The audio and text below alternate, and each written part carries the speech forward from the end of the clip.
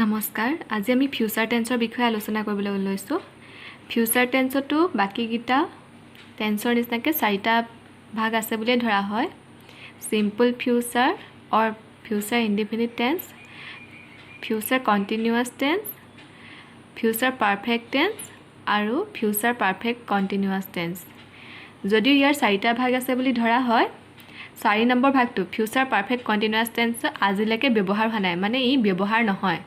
গতিকে আমি প্ৰথম তিনটাহে আলোচনা কৰিম ফাৰ্স্ট ভাগটো হৈছে ফিউচাৰ ইনডিফিনিট অৰ সিম্পল ফিউচাৰ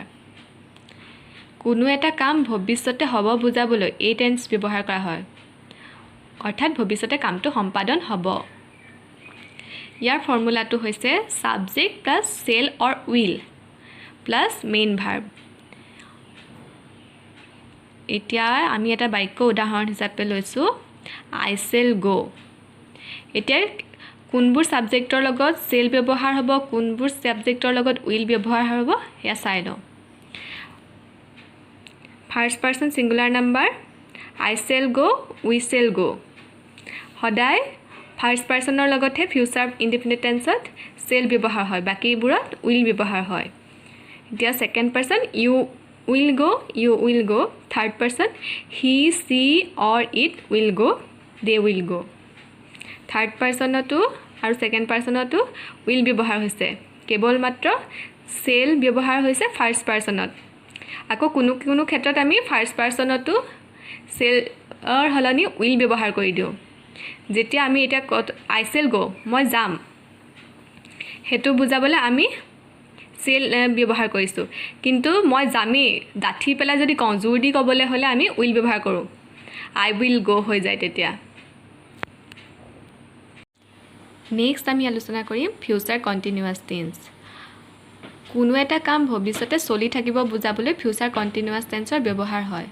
মানে ভৱিষ্যতে কামটো কন্টিনিউ হৈ থাকিব হেতু কাৰণে কন্টিনিউয়াছ টেন্স ইয়াৰ ফৰ্মুলাটো হৈছে সাবজেক্ট প্লাস বি ভাৰ্বত সেল অৰ উইল কিবা এটা ব্যৱহাৰ হ'ব ফাৰ্স্ট পাৰসনত সেল হয় বাকিবোৰত উইল হয় তাৰ পিছতে বি ওয়াৰ্ডটো ইউজ কৰিম তাৰ পিছতে আছে মেইন ভাৰ্বৰ লগত আইএনজি যোগ হ'ব প্লাস অবজেক্ট প্লাস আদাৰ্স এতিয়া ইয়াৰ উদাহৰণ স্বৰূপে আমি কৈছো আই shall be sleeping টুমৰো at this time মই কাইলৈ এই সময়টোত শুই থাকিম এতিয়া কোড কি ব্যৱহাৰ হয় ইয়া চাই লওঁ টেবুলখনত আমি ভাৰ্ব হিচাপে স্লিপ ভাৰ্বতে লৈছো মেইন ভাৰ্ব এতিয়া ফাৰ্স্ট পাৰসনৰ লগত হৈছে I shall be sleeping we shall be sleeping second পাৰসনৰ লগত হৈছে you will be sleeping third পাৰসনৰ লগত হৈছে he she it will be sleeping they will be sleeping কল ফাৰ্স্ট পাৰসনতহে সেল ব্যৱহাৰ হয় আৰু এবাৰ কন্টিনিউয়াছ টেন্সত বি ইউজ হয় সেলৰ পিছত বি ইউজ হয় তাৰপৰা মেইন ভাৰ্ব হয় মেইন ভাৰ্বৰ লগত আইএনজি যোগ হয় নেক্সট হৈছে ফিউচাৰ পাৰফেক্ট টেন্স কোনো এটা কাম ভৱিষ্যতে কোনো এটা নিৰ্দিষ্ট সময়ৰ আগতে সম্পন্ন হ'ব বুজাবলৈ ফিউচাৰ পাৰফেক্ট টেন্সৰ ব্যৱহাৰ হয় মানে কামটো ফিউচাৰৰ কোনোবা এটা টাইমৰ আগতে শেষ হৈ যাব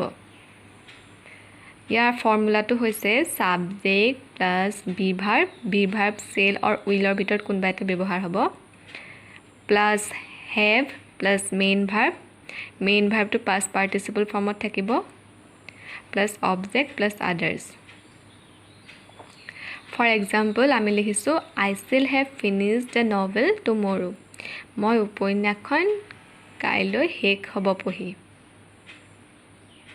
ফিনিশ মানে শেষ কৰা মেইন ভাৰ্বটো হৈছে ফিনিশ ইয়াত আই লগত সেল ব্যৱহাৰ হৈছে